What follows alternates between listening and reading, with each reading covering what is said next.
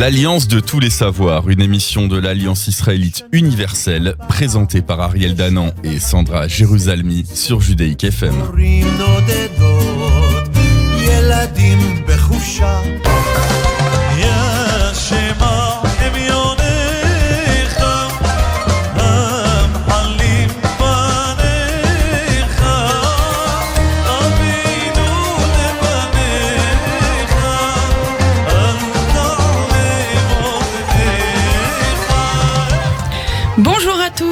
Bienvenue à l'Alliance de tous les savoirs, l'émission de l'Alliance israélite universelle. Nous sommes en compagnie de Ariel Danan, directeur du département culturel universitaire de l'Alliance israélite universelle, moi-même Sandra Jérusalemi, coordinatrice de l'enseignement supérieur, et nous sommes aujourd'hui avec Armand Abekassis, directeur des études juives de l'Alliance. Nous venons d'entendre Yashema Evionar, chantée par Lior Elmaler, cette chanson qui donc nous prépare à l'arrivée des fêtes, puisque ce soir c'est Rosh Hashanah. Et c'est aussi pour ça que nous recevons aujourd'hui Armand Abekassis pour nous parler de cette préparation aux fêtes. Comment recevoir ce mois de fêtes qui nous attend. Bonjour Armand. Bonjour. Bonjour Ariel. Bonjour Sandra. Professeur Abekassis, comment Rosh Hashanah commence ce soir? Comment se préparer à cette fête? Comment accueillir cette fête? Et il se pose, il y a un paradoxe dans Rosh Hashanah, comme d'ailleurs pas dans toutes les fêtes. Il y a des expressions qui sont contradictoires. Il y a par exemple Chag HaAsif. On dit par exemple le temps du rassemblement de la moisson, Tkufat Hashanah, à la fin de l'année. Oui. Et on répète de nouveau Chag HaAsif, c'est-à-dire la fête du rassemblement de la moisson, Betzet Hashanah, à la sortie de l'année, oui. Le problème est qu'on ne comprend pas si Rosh Hashanah porte sur un passé. Alors on dit la repentance, la faute, etc. Ça aussi sûrement, c'est pas. Seulement il y a l'autre aspect de Rosh Hashanah qu'on ne voit pas et qui est appelé par cette idée que c'est un commencement. Si vous voulez plus simplement, quand est-ce qu'on fait un bilan? On le fait à la fin. C'est une conclusion. Or, Hashanah, on demande de le faire à Rosh, au début de l'année. Comment comprendre cela? Comme Tkufat Hashanah, c'est Hashanah, comment comprendre cela? C'est que donc, il y a un aspect plus important dans Rosh Hashanah, parce qu'il ne s'agit pas d'un bilan à Rosh Hashanah. Ouais, c'est là. Il s'agit bien sûr d'une repentance, d'une faute. Enfin, tout le monde sait ce que ça signifie, la demande de pardon. Bon, mais que Rosh Hashanah soit au début de l'année, qu'on nous demande de suivre un certain rituel au début de l'année, c'est donc vise l'avenir, pas le passé. Et quand ça vise l'avenir, ça ne veut pas dire la repentance simplement. C'est une remise en question totale de la manière dont le temps a été organisé dans le passé. Oui. Il y a bien les deux aspects. J'ai fait une faute, il faut que je répare. Mais il y a un aspect encore beaucoup plus profond, qui est celui de se poser la question de savoir comment se fait-il que j'ai fait cette faute? Plus, comment se fait-il que le monde, la réalité et son imperfection me permet cela? Ouais. J'ai réparé, mais ça ne suffit pas de réparer. Il faut encore rechercher en soi-même, c'est ce que va faire Kippour, rechercher en soi-même l'origine de cela. Comment j'ai tout réparé, j'ai demandé pardon, je me suis repenti, j'ai obtenu le pardon, j'ai décidé de ne plus faire cette faute en principe, mais ceci dit, il reste un problème métaphysique. Comment se fait-il qu'il y a en moi cette faiblesse? Quand je fais l'aveu, quand on dit Hachamnu Bagadnu, c'est pas simplement parce que nous avons fait une faute, bien sûr. Mais quand on dit Hachamnu, c'est le problème de ce qu'on appelle l'aveu. C'est-à-dire l'aveu que j'ai fait une faute et je ne comprends pas comment j'ai pu faire une faute. Et on peut pas appeler notre imperfection comme alibi. Non, l'imperfection, elle est faite, par exemple, pour cette responsabilité. C'est bien sur quoi s'appuie et insiste Rosh Hashanah. C'est Rosh Hashanah au début, une fois que le passé, bien sûr, est réparé en principe par la repentance et le pardon. Maintenant, à Rosh Hashanah, le début de l'année commence par cette idée d'une prévision, d'une organisation du temps, d'une vision du monde absolument différente de celle qui s'est passée. Pourquoi ? Parce qu'elle va chercher dans la profondeur de moi-même, aussi bien individuellement que collectivement, c'est valable aussi pour le peuple, elle va chercher quelle est l'origine, comment se fait-il que le peuple cède à cette faiblesse qui a été finalement constituée par Dieu. Dieu nous a créés imparfaits. Alors on peut pas dire je suis imparfait, je peux pas faire autrement, c'est comme cela. Non, je suis imparfait, je suis pas coupable de cette imperfection. Le scandale, c'est que j'en ai profité pour y ajouter.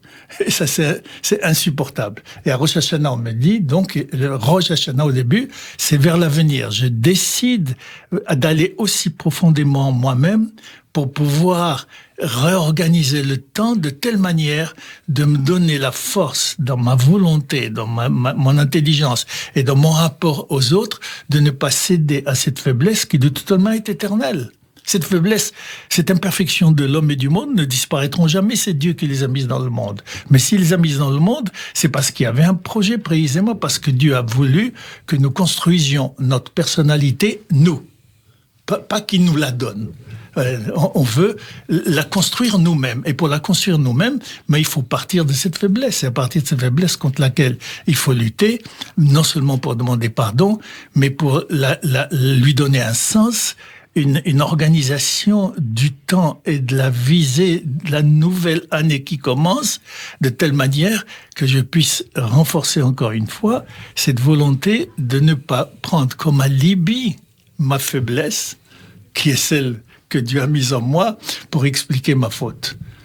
Est-ce que cela veut dire que dans l'organisation des fêtes pour vous, Armand Abécassis, Rosh Hashanah n'est pas tant le temps du bilan que le temps d'essayer de faire mieux que l'année précédente et que qu'on se tourne vers l'avenir?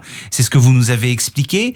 Est-ce que c'est pour cela qu'après les jours terribles, les jours redoutables de Rosh Hashanah et de Kippour, nous plongeons tout de suite dans la fête extrêmement joyeuse de Sukkot, Shmini Atzeret et Simchat Torah? Finalement, c'est un ensemble de sentiments, d'émotions qui sont un peu contradictoires. On n'a pas le temps de se remettre de la crainte de Kippour qu'on est dans la joie de Simchat Torah.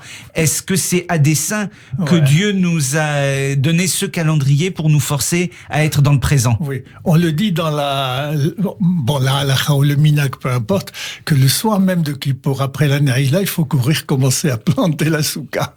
C'est que donc il y a une relation directe, même s'il y a 4 jours entre, il y a une relation directe. Quelle est cette relation directe? L'aboutissement normal de Rosh Hashanah et de Kippour, c'est Sukkot. Sukkot sous les 2 aspects. Le Sukkot, parce que pendant 40 ans dans le désert, nous avons été protégés.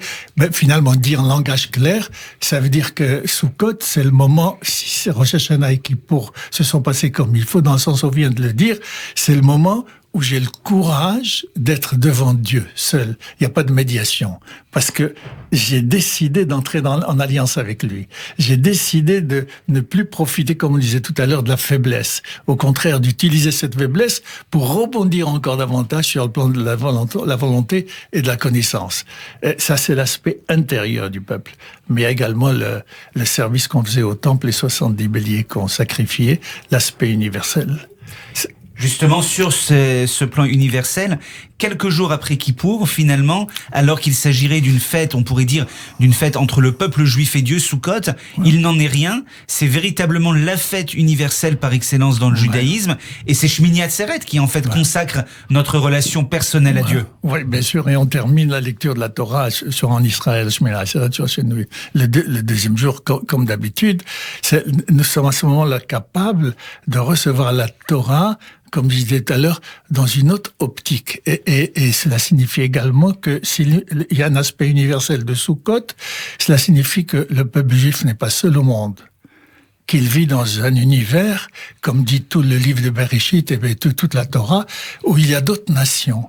Des nations aussi qui ont une alliance avec Dieu, qui sont les Sheva de Bnei Noach. Il ne faut pas dire que les Goyim n'ont pas de morale. Ils ont une morale, donc ils ont une alliance avec le monde des valeurs, le monde éthique. Et le peuple juif a une fonction qui est chokhmatrem ou binatrem, c'est votre sagesse et votre intelligence auprès des goyim. Ça veut dire que nous avons, nous juifs, un rôle à jouer. C'est pourquoi il faut par Rosh Hashanah et Kippour se préparer à cela. Un rôle à jouer. Nous sommes le témoin au sein des nations. Donc il faut que les nations soient là et qu'on soit en rapport avec eux. Nous sommes les témoins qu'un peuple entier peut être moral et pas simplement un individu. Et c'est ça le pari que nous avons reçu au Sinaï. Donc à ce moment-là, pendant Rosh Hashanah et Kippour, nous essayons d'obtenir un pardon collectif et pas seulement un pardon individuel. C'est pour cela que nous prions en communauté et pas seul. Toujours. Mais à l'intérieur de Kippour, la Gemara dit, vous le savez, que les fautes contre les hommes ne sont pas expiées, ne sont pas pardonnées. Effectivement, j'ai humilié quelqu'un. Qu'est-ce que Dieu a à faire là-dedans? Il faut que j'aille organiser. Je ne peux pas dire à Dieu, je lui pardonne. Mais il reste humilié. Il faut donc que je renoue avec lui la relation par le pardon. Mais il y a également, il faut y insister, j'y insiste, comme le Midrash et la Gemara y insistent, il faut appuyer sur cette nouvelle manière de prendre conscience de soi, et quelle est cette conscience de soi, très rapidement, que je suis une créature, je suis second. Je suis pas premier, je n'ai pas la vérité absolue, je n'ai pas le pouvoir absolu. Je suis second, j'ai une responsabilité. Et d'où Rosh Hashanah, le Yom Hadin, si j'ai une responsabilité, il y a un jugement à faire. Dans quelle mesure j'ai pris cette responsabilité ou pas? Et dans quelle mesure je vais la prendre par rapport à ce problème profond à Kippour et aussi à Sukkot dans la joie, ce problème profond qui est que une fois que j'ai humilié l'autre et que je lui ai demandé pardon, il y a cette recherche en moi, comment se fait-il que j'ai pu faire cela? Ça, c'est Kippour sur le rapport à Dieu. Il y a toujours un aspect Dieu et un aspect humain dans le rapport à la faute. Kippour ne pardonne pas les fautes à Dieu, c'est mon rapport à Dieu auquel je demande pardon. Merci beaucoup, professeur Abécassis, pour ces présentations, cette mise en préparation. On vous retrouve pour la deuxième partie de l'émission dans quelques minutes. Bonjour à tous, bienvenue dans la deuxième partie de l'Alliance de tous les savoirs. Nous sommes en compagnie d'Ariel Danan, directeur du département culturel et universitaire de l'Alliance israélite universelle, moi-même Sandra Jérusalemi, et puis nous sommes encore en compagnie du professeur Armand Abécassis, directeur des études juives de l'Alliance. Nous allons maintenant parler de l'actualité culturelle de l'Alliance et de notre programme d'études juives, à commencer par le Beth Amidrash. Ariel. Oui, Sandra, le Beth Amidrash Alliance Jules Brunswick, qui est placé sous la direction du professeur Armand Abécassis, et nous allons commencer juste après les fêtes un ensemble de cours et de cycles qui vont se dérouler tout au long de l'année. Le premier d'entre eux que j'évoquerai brièvement, c'est un cours d'Olivier Cohen, fondateur du site Manitou l'Hébreu et qui diffuse à travers un programme de conférences la pensée du rabbin Léon Ashkenazi du regretté Manitou. Et donc, Olivier Cohen va proposer un cycle juste après les fêtes, les engendrements de Adam à Noé, échec de la relation de fraternité, et il va montrer combien finalement le premier assassinat, Caïn qui tue son frère Abel, est un point de rupture qui va marquer la suite de l'histoire biblique et qui ne va pas s'arrêter juste à cet assassinat et à la première punition de Caïn par Dieu. Il y a aussi un deuxième cours, professeur Armand Abécassis, puisque vous dirigez notamment un cours qui se déroule le mardi soir et qui va débuter le lendemain quasiment de Simchat Torah, la semaine suivant Simchat Torah. C'est un cours que vous avez décidé de consacrer cette année au défi de la terre d'Israël. Est-ce un lieu pour Dieu? Pouvez-vous nous en dire quelques mots? Oui, chaque année, ce cours de mardi, on change de thème. Par exemple, toute l'année dernière, on a fait les diplés. Alors cette année, j'ai pris sous la demande de certains élèves le problème de la terre. Parce que c'est un problème non seulement par rapport à nous, mais par rapport aux nations. Il faut vraiment répondre à la question si vraiment Israël a besoin de la terre ou pas. est-ce qu'il a besoin d'une terre? Surtout que pendant 2000 ans, nous sommes restés juifs sans la terre. Attention, ne trompons pas. Cette terre d'Israël appartient à Israël, elle est à lui. Le problème est de savoir comment la Torah, la Gemara, le Midrash le signifie. Et puis, d'autre part aussi, comprendre que répondre à la question si Israël a besoin de la terre et à quelles conditions il doit s'installer dans la terre. C'est ce qu'on a lu dans la paracha et dans les parachiotes avant. C'est Moïse qui avertit, si vous tombez dans l'idolâtrie, l'exil, je vous enlève la terre. Si vous êtes sur cette terre et que vous obéissez à la manière dont moi, dit Dieu, vous ai dit d'organiser la société, alors vous méritez cette terre. Autrement dit, c'est ce qu'on va vous montrer, ce n'est pas la force ou l'intelligence, etc., ou la force de nos pilotes qui justifie l'existence d'Israël sur cette terre. Ceci dit, s'il y a une guerre, il faut que nous la gagnions, mais c'est la manière dont nous vivons sur cette terre. C'est ça qui nous fait mériter. Et ça, c'est original. Ça, aucun peuple ne l'affirme. Alors, c'est un cours que vous dirigez tous les mardis soirs de 20h à 22h. Oui. C'est de loin pas uniquement le seul cours que vous animez à l'Alliance, puisqu'il y a aussi à la synagogue de Legno, tous les Shabbats, un cours de Gemara à l'issue de l'office. Mais vous nous avez dit, juste avant le début de l'émission, que vous commencez désormais un 3e cours qui se déroule en semaine. Oui, ce sont des jeunes, les baptêmes, c'est-à-dire des jeunes mariés aussi déjà, mais il y en a qui ne sont pas mariés, et qui m'ont demandé eux-mêmes toute l'année dernière d'organiser un cours de Gemara pour eux par rapport à leur langage et par rapport à leur inquiétude et par rapport aux problèmes que la vie aujourd'hui dans le monde leur pose à tous les niveaux. Et c'est un cours de Gemara qui, dans le sens où je l'ai dit tout à l'heure, pose le problème non pas simplement par rapport à la halakha et par rapport à l'interprétation juive, mais par rapport à l'enjeu universel que pose ce problème de la Gemara. Et c'est comme ça qu'il faut étudier la Gemara ou la Torah, par rapport à nous et par rapport à cet enjeu, à ce problème universel que la Torah ou la Gemara sont en train de traiter par rapport à nous. Et donc du coup, vous l'avez dit Ariel, les fêtes de Rosh Hashanah commencent ce soir. Il y a une synagogue à Legno et il y a des synagogues à l'Alliance qui vous accueillent pour l'ensemble des fêtes. Alors oui, c'est une suite logique de ce que nous venons de dire, puisque la synagogue de Legno, rue Michel-Ange, est dirigée par le professeur Armand Abécassis, et vous ne me contredirez pas, Armand Abécassis, si je vous dis que cette synagogue a la particularité, ce n'est pas uniquement une synagogue pour prier, mais également une synagogue pour étudier, en lien avec ce qu'était Legno, cette école de formation des maîtres dirigée par Emmanuel Lévinas, qui faisait, tout le monde s'en souvient, un cours tous les Shabbatot sur le commentaire de la paracha à partir des travaux de Rashi. Donc c'est une synagogue où l'on étudie, c'est le sens de tous les cours que vous organisez dans le cadre du Beth Midrash.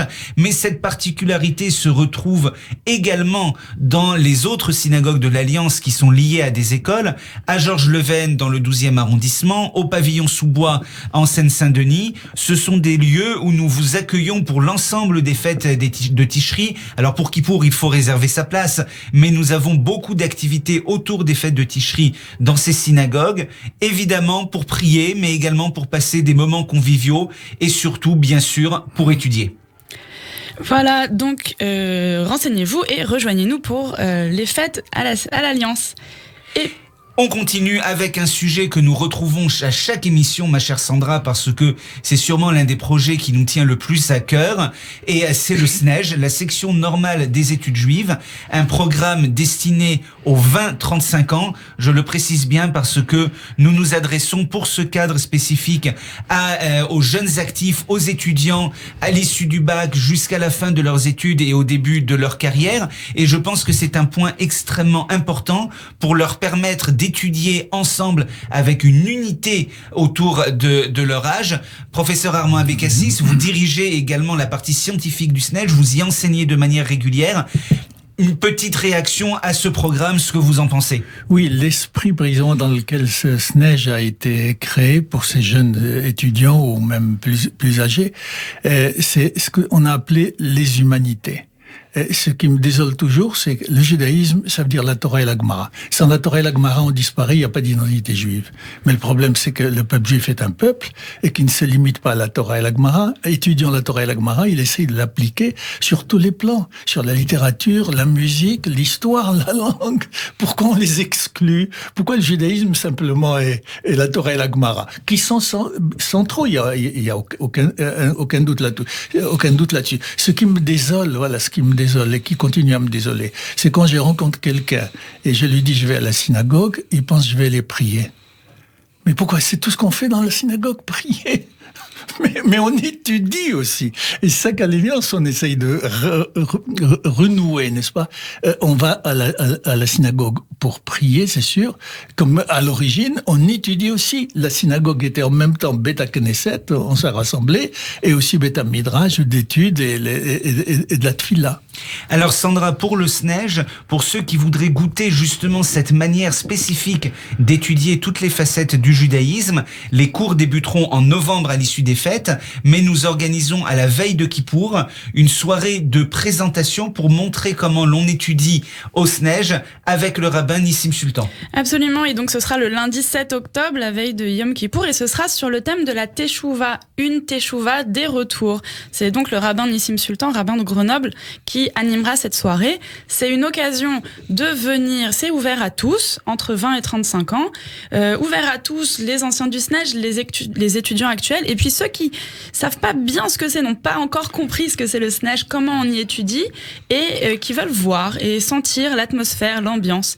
Donc ce sera l'occasion parfaite pour ça.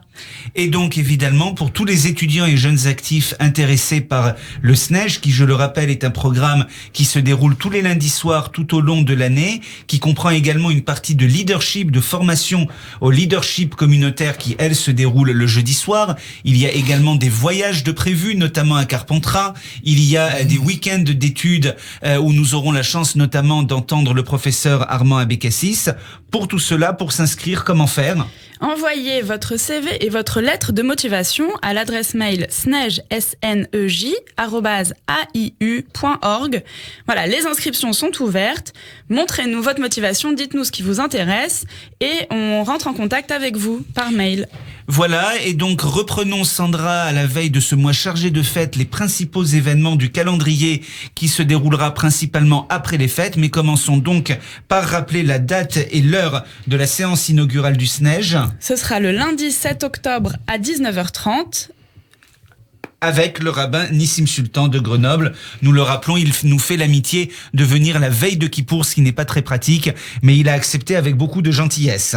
Le mardi 29 octobre à 20h commencera le cours d'Armand Abécassis, le défi de la terre d'Israël. Est-ce un lieu pour Dieu? Un cours bimensuel qui se déroulera tout au long de l'année. Et rappelez-nous, professeur Abécassis, quand se déroule l'autre cours que vous animez, cette fois-ci pour des jeunes mariés ou pas? Oui, c'est le mercredi soir entre 20h et 22h. Et ces cours se déroulent tous au centre Alliance Edmond J. Safra, 6 bis rue Michel-Ange. Le jeudi 14 novembre à 19h commencera le cours de Jonas Siboni sur les Juifs du Maroc, histoire, langue et culture. Voilà, sur cette thématique, nous avons demandé à un ancien élève de l'école normale supérieure, spécialiste de linguistique, à travers les différentes langues que parlaient les Juifs du Maroc, et vous verrez, elles sont beaucoup plus nombreuses que vous ne le pensiez, d'évoquer sur un cycle de 4 séances cette histoire plurimillénaire des Juifs du Maroc. Le mercredi 20 novembre à 19h30, ce sera le cycle d'Olivier Cohen sur les engendrements de Adam à Noé, échec de la relation de fraternité.